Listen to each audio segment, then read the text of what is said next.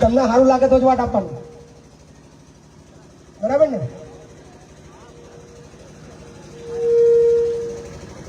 ઓળખો છો બધા? કેટલા જણ ઓળખો છો? હાથ ઊંચો કરો બધાય. વાહ, કલમસરની અંદર પહેલી વાર ભાષણ આલવા આવ્યા છું. ભાષણ તો ના કહેવાય પણ વાત જ કરીશું આપણે. ચૂંટણી આવી ખબર છે? આમ તો 27 માં આવવાની છે પણ વહેલી આવી ગઈ. તમારા જૂના ધારાસભ્ય હતા એ મેલીને નાહી ગયા એટલે ફરી વાર ચૂંટણી આવી છે. ફરી વાર તમારે વોટ આપવાનો, ફરી વાર તમારે ધારાસભ્ય પસંદ કરવાનો અને ફરી વાર તમારે મહેનત કરવાની, એમના કાર્યકર્તાને મહેનત કરવાની, પછી પાછા મહિપતસિંહને મહેનત કરવાની. પણ જે થયું સારું થયું, કશું વાંધો નહીં, મોજ કરવાની. આપણે ચૂંટણીની અંદર મેઇન જે મુદ્દાઓ છે એ મુદ્દાની રાજનીતિ અત્યારે થતી નથી, એ ધ્યાન આપવાનું છે. દરેક પાર્ટીવાળા તમારા ઘેર આવવાના, જેમ મહિપતસિંહ આવ્યા છે દરેક પાર્ટીવાળા બી આવવાના, તમને વાતો કરશે, એમના કાર્યકર્તાઓ વાતો કરશે, નેતાઓ કરશે. પણ એમને પૂછવાનું કે અમે તને ચમ વોટ આપીએ, એના કારણ પૂછવાના કે ભાઈ અમે તમને વોટ આપીએ તો ચમ આલીએ. અને એને કહેવાનું કે ખંભાતની બહાર તાર જવાનું નહીં. ખંભાતની બહાર શું ચાલે છે એની કોઈ વાત અમને ના કહેતો, ખંભાતની અંદર ત્યાં શું કર્યું છે, શું કરવું છે એ મુદ્દા પર ખાલી ચર્ચા કરીએ તો આપણે તમને વોટ આપીશું. કાશ્મીરમાં આવું થયું, અમેરિકામાં આવું થયું, દિલ્હીમાં આવું થયું, એ બધા અમને કશો ફરક પડતો. ખંભાતની અંદર અને ખંભાતના ગોગડા શું થયું એની પર અમને ફરક પડે છે. એટલે આ 2-4 મુદ્દા જો. બીજી ખાસ વાત, બહુ બધા નેતાઓ તમારા ખંભાતની અંદર ફરે છે. આપણા તો કોઈ નેતા છે ને, આપણા તો બધા ફરવાવાળા સામાન્ય છોકરાઓ છે. પૈસા છે ને દારૂ ચવાનું આપણું આવવાનું નહીં એટલે આશા રાખતા નહીં. ભાજપ કોંગ્રેસનું આવવાનું છે, ધરેલ લઈ લેજો, ચિંતા નહીં કરવાની. અને પૈસા વેચવાનો છે આ વખતે. ભાઈ રાજસ્થાનના ધૂમ રૂપિયા આવ્યા છે ખંભાતમાં, બરાબર? 500 ને 1000, 2000 રૂપિયા આવવાના છે, ધરેલ લઈ જ લેજો. કારણ કે બહુ લૂંટેલા પૈસા છે, જે હાલમાં આવે છોડવાના આપણા જ રૂપિયા છે, એમના ઘરના નહીં. ખેતરમાં પાવડો લઈને ભેગા નહીં કર્યા આપણે, એટલે આપણા જ લૂંટેલા છે. ધરેલ પૈસા લઈ લેજો, જે હાલમાં આવે એની ચિંતા નહીં કરવાની. વોટ જો મન ફાવે તો આલજો, એવું નહીં કઈ પછી આલજો. પણ ખાસ યાદ રાખજો, તમારો નેતા કેવો હોવો જોઈએ એ બધા મુદ્દા પર ધ્યાન આપજો. તમારા વિસ્તારની અંદર એક એવો નેતાની જરૂર છે કે મામલતદાર કચેરીએ તમે કોઈ કામ કરાવવા જાઓ અને તમારી જોડે કોઈ 100 રૂપિયા ના માગે, તમારી નેતાની બીક હોય એવો નેતા હોવો જોઈએ. આ યાદ રાખજો. હાજી વાત છે? અરે આપણે ધારાસભ્ય, હું ધારાસભ્ય, મારા વિસ્તારની અંદર કોઈ પોલીસ વાળો કે મામલતદાર 100 રૂપિયા માંગે 4 લાફા મારું, અરે હરમનું ખાવું છે, પગાર નહીં આલતી સરકાર. આવો નેતા જોઈએ, વિચારજો. એ સિવાય એ દુકાન છે સસ્તાનાની બધી પાવતી આવે છે બાકી. વાહ ભાઈ વાહ, તાલી પાડે એના માટે જોરદાર, એના માટે જોરદાર તાલી પાડો. આજે બહુ બધા ગોમડા ફર્યા તો પાવતી ચાલતા. તમે કિસ્મત વાળા છો, તમને સારા દુકાનદાર મળ્યા છે, બાકી બહુ તકલીફ છે, પૂરતું અનાજ મળતું નહીં. એ સિવાય એ બધા તો મુદ્દા છોડ દો, પણ સૌથી મોટો મુદ્દો છે રોજગારીનો. કેટલા જણા નોકરી કરે છે? 4-5 જણા જ બસ. આટલી મોટી મોટી બધી કંપનીઓ તમારા બાજુમાં આવી છે, તમારે લોકલને રોજગારી મળે છે? સાચું બોલજો. હે પીલા તોડો છો? કંપનીઓ આટલી બધી આવી છે, તમને નોકરીની તકલીફ આપી છે. કાયદો એવો કહે છે કે 80% સ્થાનિકને રોજગારી આપવાની. કયો નેતા બોલ્યો? આયો લેડો કલમસર વાળા બધા છોકરાઓ જેટલા બેકાર છે બધા નોકરી લાવું, એવો કાયદો છે લોકલ. તમને નહીં, આખા ખંભાતની જેટલી બી જીઆઈડીસી છે આગળ ખંભાત વાળા નોકરી મળતી અને મળે છે તો 250-300 રૂપિયા. કેટલા વારે? 11 કલાક 12 કલાક, બપોરે 400 રૂપિયા.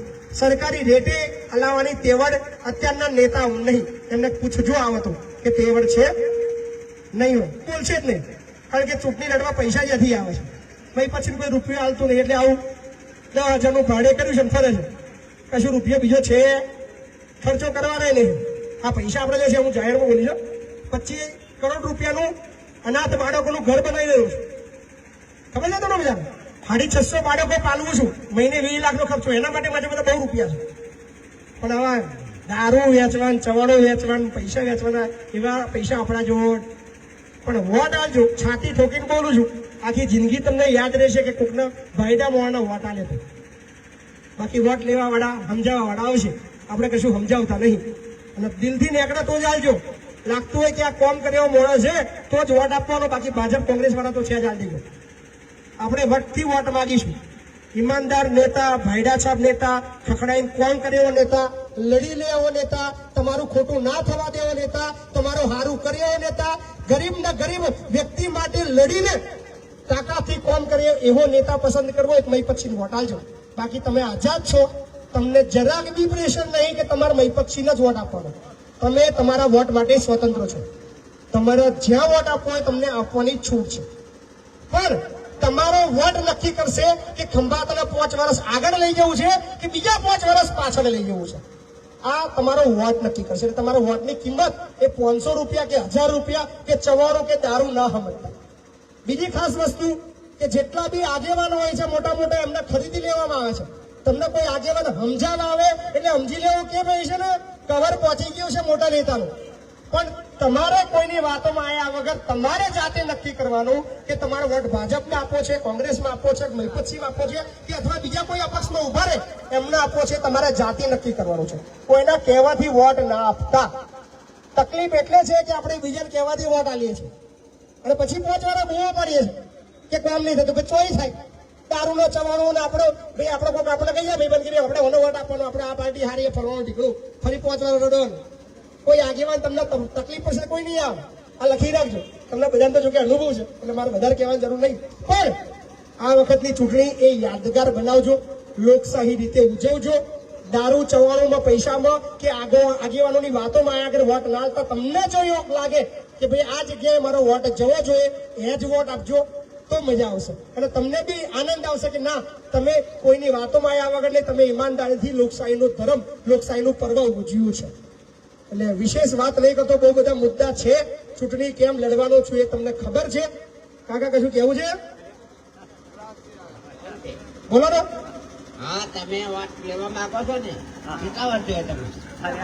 કેટલા વર્ષ છે? મારે તો લાખ જોઈએ છે જીતવા. મારે જીતવા મેં 100 છે. 100 રૂપિયા આ તકલીફ છે. કાકા રેડી છો ને? ના આવશે મારી આગળ, ના આગળ જતા રહો. જાઓ સમજ્યા? બહુ અઘરું છે મારી આગળ. કાકા જતા રહો. હા જતા રહો. દારૂ વાળા આવશો જ નહીં મારા જોડે. કશું દારૂ નહીં આવવાનું. મારું ભાજપ પર હાલવા આવશે. તમને ચિંતા ના કરતા. તમારો દિવસ આવવાનો છે. તમને હોધી હોધી હાલવા આવશે. ચિંતા ના કરતા. હોટલીઓ આવશે મોટી મોટી. હા જાઓ.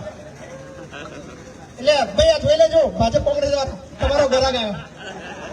એટલે ખાસ યાદ રાખજો કે તમારે ક્યાં વોટ આપવું હોય તમે નક્કી કરજો. અને આ વખતે ચૂંટણીની અંદર બતાવી દેજો કે ગમે ત્યાં મત નહીં ફેંકીએ, જાતિવાદ ભૂલી જઈશું, પાર્ટીવાદ ભૂલી જઈશું, બધું ભૂલી જઈશું. પણ એક સક્ષમ, હજુ ફરીવાર કહીશ કે મહીપતસિંહ વોટ માંગવા નહીં આવ્યો, તમને લાગે દિલથી કે ના આ માણસ કોમ કર્યો છે તો જ વોટ આપજો.